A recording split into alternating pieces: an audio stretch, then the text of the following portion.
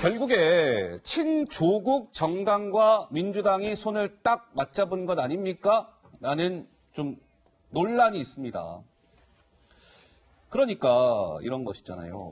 더불어민주당이 최근에 이제 비례 의석을 확보하기 위해서 비례 연합정당이라는 곳에 참여하겠소이다.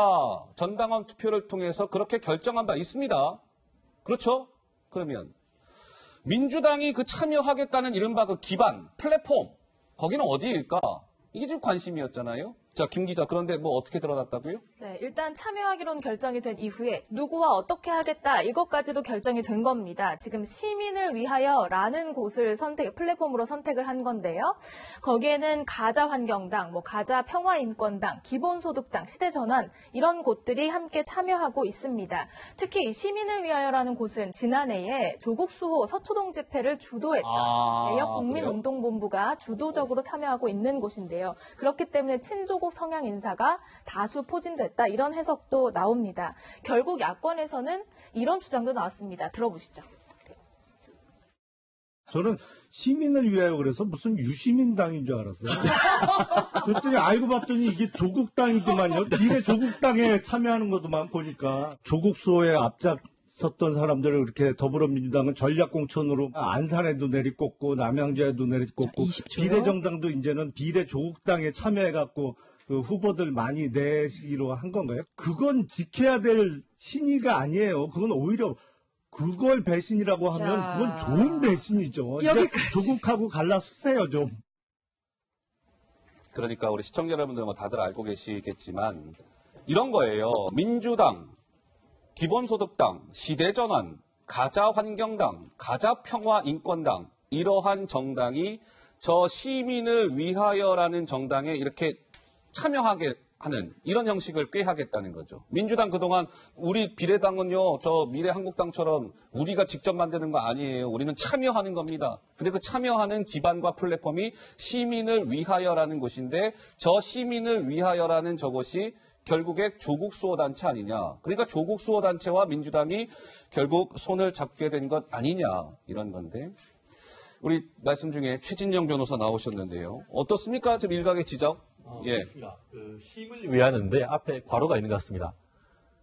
조국을 지지하는 시민을 위하여.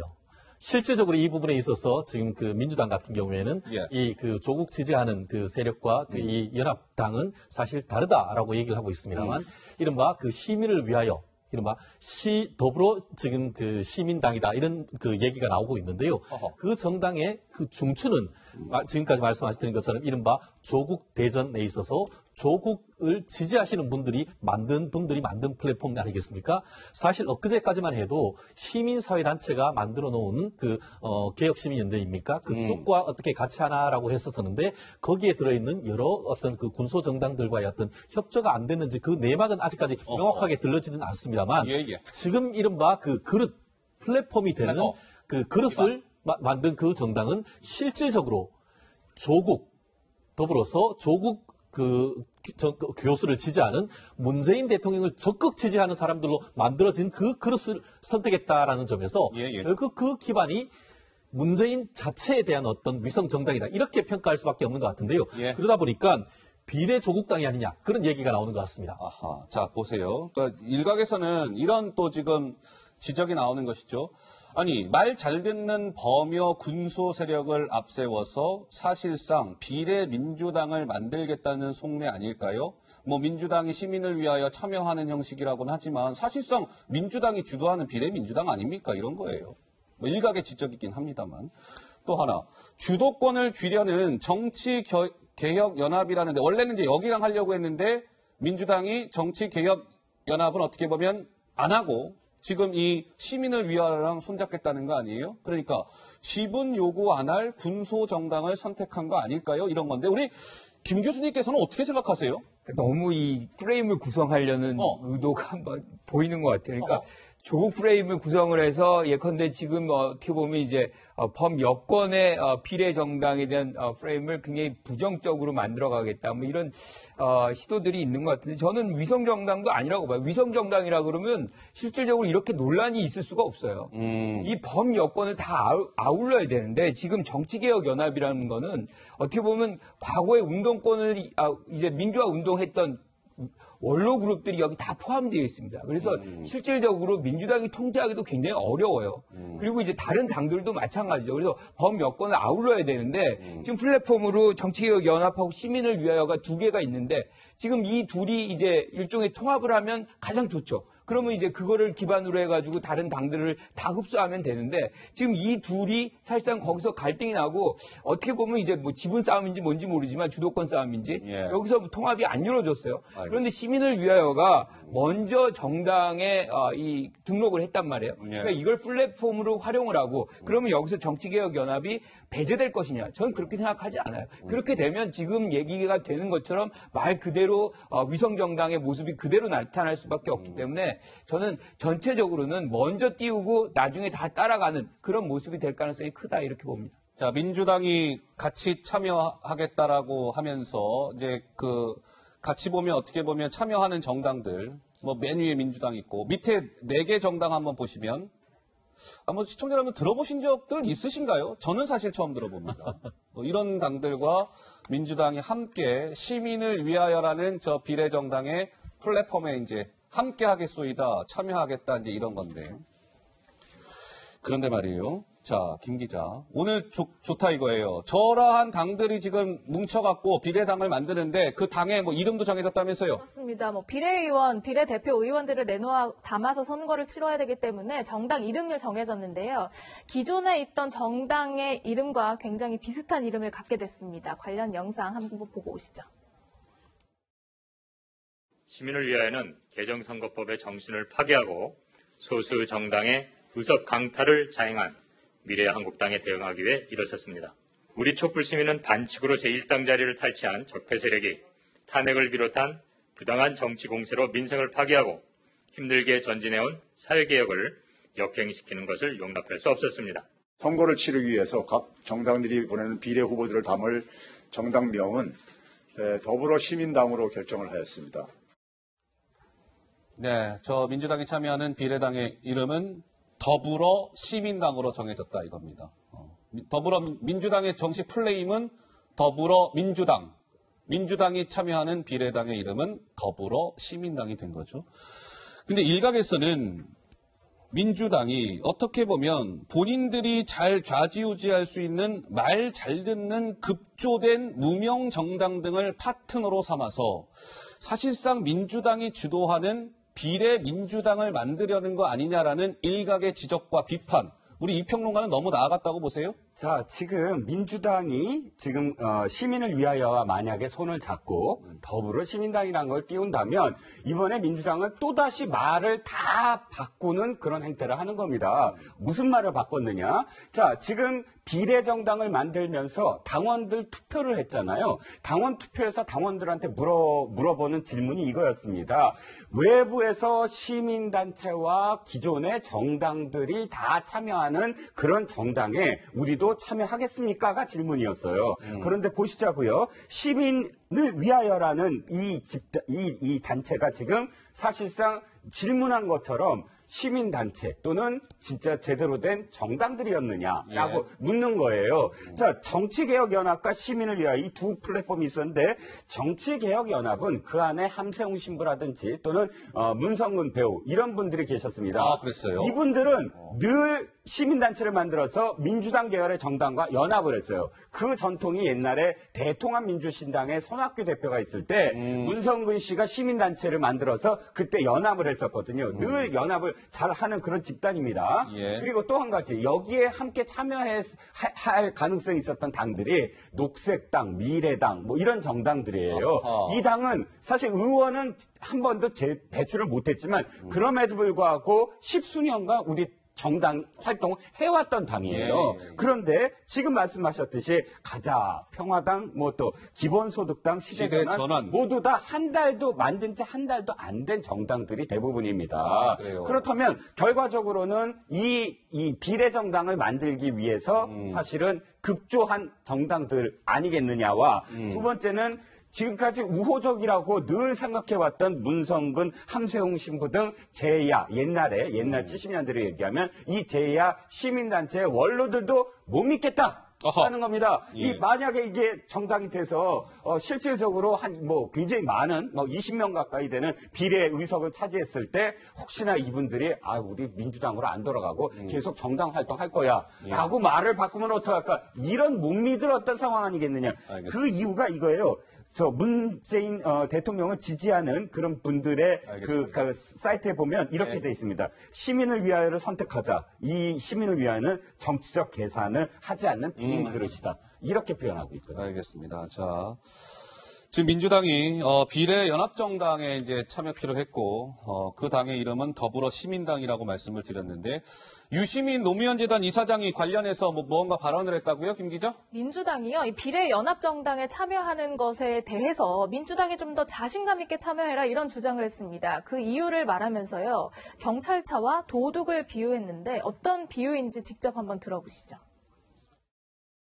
기왕 만드는 건데 뭘 그렇게 쭈뼛쭈뼛한데요? 불출마 선언하거나 아니면 이제 경선에서 낙선한 의원님들이 비례는 또 절차를 거쳐야 되니까 지역구 하시던 분들이 가시면 되잖아요. 그거는 저는 민주당에서 그냥 당당하게 하면 된다고 봐요. 그 뭐 도둑질하는 것도 아닌데 도둑 잡으러 가는 건데 왜 뛰어 경찰차 출동하는 건데 왜 숨겨야 돼요?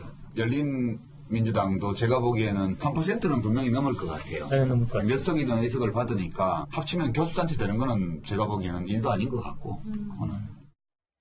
유시민 이사장은 경찰차 이렇게 표현했잖아요. 그런데 진중권 전 동양대 교수는 참 멍청한 질문이다.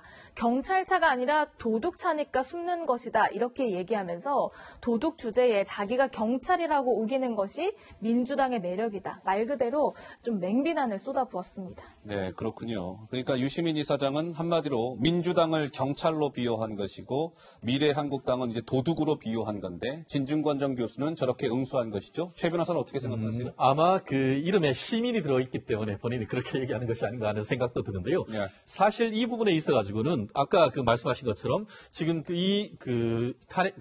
탄핵을 막기 위해서 이 정당을 만든다라고 한다고 하면은 아예 이름을 방탄 비례당이라고 하시죠. 그게 아닙니까? 사실 왜 탄핵이라는 말이 왜 나오죠? 본인들이 스스로 어떤 그 탄핵할 일을 했다는 것을 자인하는 겁니까? 탄핵을 할 만한 이유가 없다고 하면은 그런 얘기를 한다는 것 자체가 그 명목을 올린 자체가 잘못했다고 보는 것 같은데요. 사실 지금 말씀하신 것처럼 최초에 이른바 이와 같은 그 선거운동이 했는 부분에 있어서 이 그 선거법 개정 이후에 한국당이 이 비례당을 만든다고 했을 때에 네. 유시민 그 이사장이 굉장히 비난을 했었습니다. 그런데 이제는 그와 같은 것에 대해서 똑같은 일을 하면서 지금 경찰차로서 도둑 잡으러 간다는 말이 그 자체가 스스로 염치 없는 얘기가 아닌가 싶은데요. 제가 꼭 한 마디 드리고 싶은 건 뭐냐면은 지금 며칠 전에 민주당 같은 경우에는 한국당 대표인 통합당 대표인 황교안 대표를 의원 꼬지기와 관련해서 정당법 위반으로 고소했습니다. 지금 이미 비례대표에서 목록에 윗순위로 보내기 위해서 민주당 내에서 보면은 당 대표가 의원들을 만나고 있다는 얘기가 나오는데 그러려고 하면은 내부적으로 민주당 대표에 대한 고소부터 먼저 해놓고 하는 것이 순서가 아니겠습니까? 예, 알겠습니다. 우리 최진영 변호사의 이제 개인 의견, 개인 분석을 주신 거고 이번에는요. 그러니까 이제 민주당이 참여하겠다라고 하는 그 이제 비례당이 하나가 있는 것이고 지금 말씀 나눈 게 이제 그 부분인 거예요. 당명 더불어시민당. 지금 민주당 계열에서 추진하고 있는 비례정당이 또 하나 있습니다. 정봉주, 손혜원 이 두 분이 주도하고 있는 정당 비례당이죠. 열린민주당. 이 얘기 좀 해볼게요. 자, 열린민주당의 김 기자, 최근에 누군가가 비례 공천 신청을 했다면서요? 그렇습니다. 열린민주당에서 어제 비례대표 이제 공천 신청이 마무리됐는데요. 여기에 중요한 상위권에 이런 사람들이 포함됐다 이겁니다. 봅시다. 최강욱 전 대통령 공직기강 비서관, 그리고 황희석 검찰개혁 추진 검찰개혁 추진 단장인데 조국 장관 당시에 이제 함께 일을 했던 황희석 전 단장도 포함이 됐습니다. 일각에서는 공지영 작가의 영입설도 제기됐다는 얘기가 있습니다. 어허, 그렇군요. 그러니까 이게 사실은 최강욱 전 비서관 같은 경우 며칠 전에 대통령 공직기강 비서관으로 일하다가 최근에 사퇴 의사를 표명하고 청와대를 나오지 않았습니까? 기소된 지 53일 만에 청와대에서 나왔는데 그게 3월 16일이었습니다. 사퇴 의사를 표명한 날이. 그때 그런 관측이 있었잖아요. 공무원들이 비례대표로 입후보하기 위한 사퇴 시한이 3월 16일이었습니다. 그날 이 최강욱 비서관이 사퇴 의사를 표명하고 나왔는데 그때 그래서 비례 출마 가능성이 제기가 됐었죠. 근데 결국에 지금 확인된 바라는 최 비서관이 3월 26일 날 사표를 던졌고 결국 열린민주당 비례 공천 여기에 신청을 했다는 겁니다. 참고로 최강욱 전 비서관은 조 전 장관 아들 인턴 증명서 허위 발급에 지금 업무방해 혐의로 기소가 돼서 재판을 앞두고 있는 인물이죠. 손혜원 무소속 의원이 최근에 이분한테 또 이런 제안도 했답니다. 한번 보시죠. 열린민주당 핵심 관계자 손혜원 의원이 조국 전 장관에게 직접 전화를 걸어서 입당을 권유했지만 조국 전 장관이 고사했다. 손혜원 의원은 지금 열린민주당 참고로 공관위원장이에요. 어허, 이거 정보 유출자가 발생을 했네. 하하, 그런데요. 열린민주당 홍보를 돕고 있네요 하면서 반색했다고 하는데 오늘 손혜원 의원 본인 유튜브에서 또 관련 발언을 했습니다. 뭐라고 했을까요? 직접 들어보시죠. 조국의 전화에 입당 권했지만 거절당했다. 제가 말씀드릴게요. 이게 사실이에요. 거절이야 제가 사실로 말씀드릴 수 있죠. 거절한 분 10분 넘어요. 남녀 합해서. 국민들의 공천에 조국이 5위 안에 있지는 않았어요. 왜냐하면 사람들 생각에 조국 교수께서 여기에 입당에 수락을 할 거라고 생각 안 했기 때문에 넣지 않았을 수 있다고 저는 생각했어요. 만약에 조국 교수가 여기에 응해서 열린민주당에 입당을 할 가능성이 있는 사람이었으면 무조건 1등을 하셨겠죠. 자, 손혜원 의원이 사실을 인정을 했습니다. 본인이 조국 전 장관한테 비례당인 열린민주당에 입당 좀 해주시면 안 될까요? 권유했고 조 전 장관은 고사했다. 어떻습니까, 이 평론가? 예. 저는 이 열린민주당이라는 이 정당의 비례대표를 거의 검찰에 기소됐거나 재판이 진행 중이거나 아니면 검찰에 기소될 사람들로만 아마 채울 의향이 있는 게 아닌가 싶습니다. 정봉주 의원 사실 아직 항소심이 남아 있잖아요. 재판이 열리겠죠. 또 손혜원 의원도 투기 혐의와 관련해서 계속 이 논란이 있고 또 여기에 조국 장관에 전화를 걸었다고요. 조국 장관도 역시 지금 기소돼 있는 상황입니다. 예. 그다음에 최강욱 비서관 그날 최강욱 비서관이 사표를 낸 날 몇몇 언론에서는 이렇게 봤어요. 어떻게? 이제 참 더 이상 누를 끼칠 수가 없어서 공직자의 도리를 다하는 게 아니냐. 그게 오보가 됐죠. 왜?